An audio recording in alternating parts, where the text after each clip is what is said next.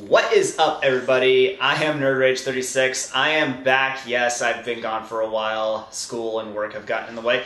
But what a better time to get back into doing videos than with the release of Kingdom Hearts 2.8 Final Chapter Prologue. And I'm wearing the pin. Don't try and zoom in, it'll look like ass. But I am not alone, as you can clearly see. Introduce yourself. Hello, Internet. I am the Gamer Musician. Yes, I got the Gamer Musician with me here. We are armed with Keyblades. Yeah. All three of them are mine, so you're not taking those. And we just watched Kingdom Hearts Key BackCover. And Yes, we did. Initial thoughts, it's good. Are there problems with it? Yes. But honestly, as part of a bundle, it's not as bad as it could have been. Initial thoughts? Yeah, I did enjoy the movie for what it was, but I can think of many, many analogies for how I felt at the ending. It just kind of felt like there could have been a bit more at the end. Yeah, overall, it did what you expected. It showed everyone interacting with one another, all the foretellers. It showed the Master interacting with everyone. The only issue is that we never actually saw, and the official pronunciation now is Lushu, so Sora All-in-One was right the whole time. Lushu, we never saw him interact with anyone other than the Master. Ephemer was, and that's the official pronunciation, Ephemer, not Ephemera, not whatever. So Ephemer, we only saw once, surprisingly, wasn't even at the Dandelions meeting. No reference at all of Scold. Yeah, that was even weirder. But it did what you expected. We saw all the characters interacting. We saw the Master. The Master is really fun. Oh, the Master was good. The Master was hilarious. Like, you could tell he's got wisdom beyond his years. You can tell he's got. Oh yeah. You can tell he's got a plan. Well, I mean, define his years, because he's literally seen all of them. Which, yeah, that was interesting to see the actual origin and explanations, you might say, on how the Book of Prophecies works. Yeah, so it turns out that the Master of Masters did wield Xehanort's Keyblade, and... Well, like Xehanort wielded his. Yeah, Xehanort's now wielding the Master's Keyblade, and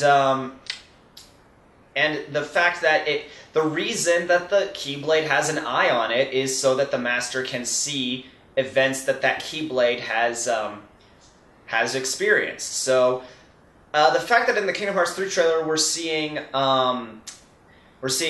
Keyblade mounted on the wall of Ericus and Xehanort's Master's castle, it's like it's overseeing that. So yeah, that makes sense.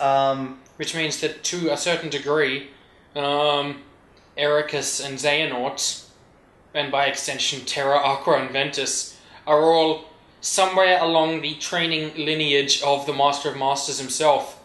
The Master trained Lushu, who trained somebody, and eventually somebody trained Xehanort and Ericus trained them. So to a certain degree, it all does go back to the Master, which is an interesting look at it. Now, I had a theory that the Master of that, not the Master. I'm getting tongue-tied here. My initial theory is that Lushu is actually the Master of Xehanort and Ericus, and he never intended to pass on the Keyblade to Xehanort. What I think happened is Xehanort becomes way too thirsty for knowledge, as he is in the present, and in a very sneakily way kills their Master and takes the Keyblade. Good old Xehanort. Xehanort, you crazy motherfucker. Good old Master Xenonort. Xenohort. Yeah, we did get to see a lot of really the foretellers now have much more character to them. That's true. What we did get was really good. And the initial like perception of these characters, it's not as cut and dry as we thought. Ira and Aced do not hate each other, or Ira, as the official pronunciation is now. It's going to get hard to break that habit now. Ira and Aced don't hate each other. Aced legitimately respects Ira, but thinks that jumping the gun and assuming who the traitor is, or just thinking you're pinning the blame on one of us, that's not what a good leader would do. It's just that his job was to push Ira in the right direction. He's the proactive one. So pushing the new leader of the Foretellers to actually take action was his role. True. Yeah, that was one thing about all their different roles. With that, the only thing I found a bit interesting was because I've seen a lot of the actual, almost you'd say, advertisements on Facebook over the last couple of days. You know, like showing all of them, like showing the different foretellers and saying, you know, something or other or traitor. And then in the end, of course, this movie didn't even tell us who the traitor was. The traitor is, I believe the traitor is the master, because he set all this up. He knew this was going to happen one way or the other. His eye is being passed down through the future. That's probably why he wanted to include himself. It's like he knew this was going to happen, and he kept saying, I might disappear. So he disappears on his own. Like, he knows all of this is going to happen. He knows that this is going to cause a rift between them, but it's for some greater purpose. As bad as it seems, this has to happen.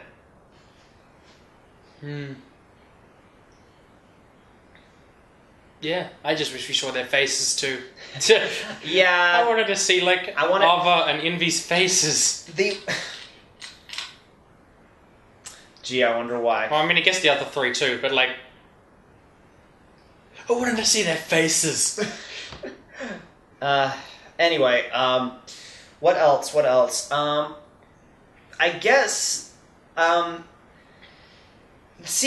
guess this disproves one of my earlier videos, like saying that this would supplement the game, which I guess means that, because this is all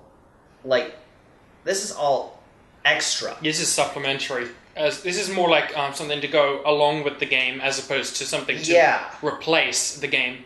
Unlike, 358 movie or Recoded movie, this is a completely separate story. Although it's much better at being a movie than those two. This was made for a movie. Yeah. This is, I guess, is the closest to a proper CGI film Kingdom Hearts is ever going to get. Much like Final Fantasy got Advent Children and Kingsglaive. And Spirits Within. We don't talk about that. Unless we're talking about... I just think this was Unless we're talking about Life is Strange, we don't talk about that one. Unlike the other two movies, though, which were both about 3 hours each, this was, barely an hour. This was, an hour, maybe an hour, 5 minutes. Who knows, maybe we'll unlock extra video footage or something if we complete 0.2, which we haven't done yet. No. I don't know, I wouldn't put it past Square to have a secret episode at the end if you complete all the parts, but as it is right now, put the disc in, and watch the movie straight, we had about an hour, and it kind of ended on almost a cliffhanger. It kind of tied everything up, but at the same time, it didn't tie everything up. The one thing that I was really pissed at, legitimately mad at, is we don't see what's in the box. Yeah. I think it's Nebby in the bag. No, but in all honesty, we're kind of flip-flopping back and forth, but this was good. It was a good movie. It was a good movie. What we got was good. We probably just expected We expected way too much, because initially we thought this was going to supplement the game, because the game is on mobile devices and is going to shut down when servers have to shut down, but this is really just a prequel to the game. This is setting... The prequel to the prequel to the prequel. Yeah, but it basically is set, basically where the movie ends, well, before we get to the end, which is after the Keyblade War. Yeah, the movie ends kind of in the middle of Unchained Key, to be honest. No, the movie ends when the unions are sent out to gather more. So in other words, the start. Yeah. Start of Unchained Key. It's when they're sent out to gather more Lux. Gula... More louche. Yeah. Gula wants to break the ultimate rule that the Master set forth and summon Kingdom Hearts so that he'll return and fix all of that's going on. But since he knows that this is all going on and that all this needs to happen for some... Like, because it's unavoidable, it needs to happen. The future would be completely different if this weren't going down. So he's not coming back. The Master's not coming back. So essentially, I guess we do sort of get a bit more of an understanding of what happens at the end of Unchained Key if Gula is the one that says we need more Lux to summon Kingdom Hearts. That's true. So we got that answer. We got that answer. I think it was interesting that Gula was like talking to the Master. The Master goes, you got to watch out for the person that betrays my teachings because he's the traitor. Gula assumes that's what he means. Whereas throughout it, you'll see, Aced and Gula, and to certain degrees, almost all of them breaking the Master's teachings to some degree or another. Obviously, some of them broke it more than others, namely Aced, but Gula as well as going off trying to summon Kingdom Hearts. Yeah, he's breaking the ultimate rule.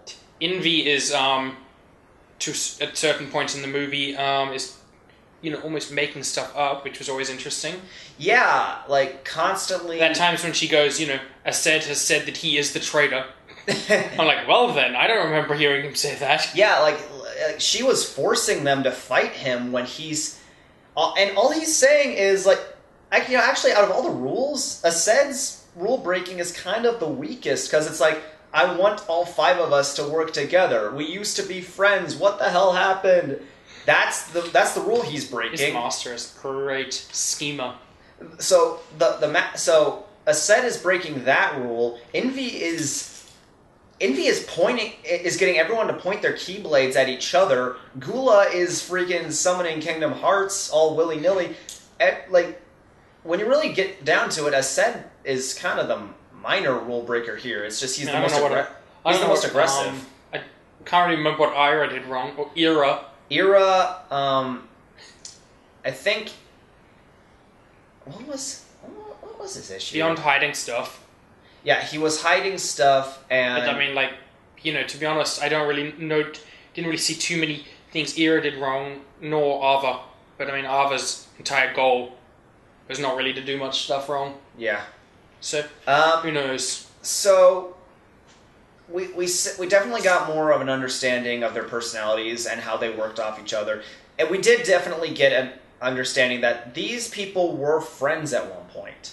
Yeah, that scene we see of Gula, of Aced attacking Gula from the trailer, which, HMK and everyone's all being like, oh my god, Aced's evil, and after all that, we kind of see, and it's not really nearly to the same degree, or the same, I'm trying to think of the right wording, but, it's not nearly as black and white as it appeared in the trailer. Yeah, it was, that trailer scene was out of context, but it definitely got people talking, and... there was this great scene where they all were being shown what a Chirithi was, and that's the official pronunciation now, Chirithi. And they're all really, they're all happy, they're all having a good time, and eventually Aced sort of as he is more abrasive, but he's not antagonizing anyone. He's like, well, wait a minute, such and such a thing, and all of a sudden. Everyone is like, no wonder you got the bear. You're scary. Maybe when you find a nightmare, you can just growl at it. And everyone, including the Master, starts laughing. Yeah, and even Aced gets a little smirk here and there. So it's clear that that all these people are friends. And when it came down to it, future events need to transpire. Actually, I think that is there is a line of dialogue that completely sums up why the Master says that these events need to transpire. Can't go about creating paradoxes. Yeah. which then okay, I guess that completely disproves Xehanort being Lushu or the Master or connected to any of these people, because he created a paradox that caused the stuff that between Birth by Sleep and Dream Drop Distance, like that paradox that allowed him to return to the future, that in and of itself caused so many people to suffer. That was a paradox. Yeah, so I feel like that was one of the big reasons. That was one of the things they really wanted to push in this movie, was the thing about not breaking time paradox and stuff, and keeping the future on track. Which is why it's kind of interesting to see that that's what a lot of what Xehanort is doing. Yeah, which is interesting since he's a descendant. He's a trainee of the Master. Of the Master and Lushu to a certain degree. It's interesting to see. So yeah, that proves that Xehanort is not connected to either of these aside from training. He's not reincarnated. He's not the descendant. He is breaking the Master. He's breaking the Master's own rule, even though the Master himself. The Master himself everyone is breaking some rule, but the one that the Master was holding dear because it's all about future events and trying to keep things going. Xehanort broke. He broke that one rule. And I'm glad to know that Xehanort is not connected to either of these two, because the one thing that made me hate the idea of the rebirth theory is that the people who came up with the rebirth theory assume that because they may be reincarnated of the foretellers, then they're like their past lives. They're exactly like their past lives. They're restricted by the actions of their past lives, and I really hate that idea. It just means that everyone we come to know and love is it doesn't matter who they are, because they were if they were going to do any kind of reincarnation, I would like it to be like Avatar: The Last Airbender, where Aang wasn't exactly like Roku, Korra isn't exactly like Aang. They're all their own individual people. Random jump cut. We don't know where that jump cut it because the camera stopped. Hello. Yeah. Hello. Random jump cut. I feel like that's a pretty good spot to end. What? Or is there much left? Basically the ending gist of it, because it didn't. The camera didn't stop at a bad spot. Essentially, what we're saying is, it's good, but whatever you were completely expecting out of this, it probably isn't. But for what it is, there's a lot of great things to enjoy in this movie. Yeah. It's a nice little fun popcorn flick with a lot of lore and answers for the games. Yeah, and the only thing I really could have wished was that it might have been slightly longer, but it had all we needed. It gave us what we needed. It was tightly written. We got all the answers from the mobile game and PC game, except the box. Yeah, we got everything answered except the box. That's probably going to be and what their faces are. That's the box is probably going to be in Kingdom Hearts 3, unless. My initial theory of what's in the box is Kingdom Key and Kingdom Key D, or Lightseeker, and we see Lightseeker in Fragmentary Passage, so maybe we'll see the box in Fragmentary Passage. That's true. So my final review for this movie is a 7.8 out of 10. Not enough Xehanort, not enough Eriquaz. I don't know how the Kingdom Hearts story works. Whatever. Too much water. Whatever, IGN. Overall, yeah. If you're a Kingdom Hearts fan, you're going to like it, definitely. If you were expecting something greater, I was honestly expecting this to be like Game of Thrones, but Kingdom Hearts-like. It's not that. It's not like that. It's not like that at all. But if you take it for what it is, it's a really good movie. If you watch it, you might want to have to watch it a second time to truly appreciate it. And that's not really that much of an issue because it's not exactly that long. Yeah, so it's fun. Just give it a go. It's definitely it would have been it would have definitely been, I wouldn't say horrible, but it would definitely have been bad if it was just on its own. But the fact that that's true.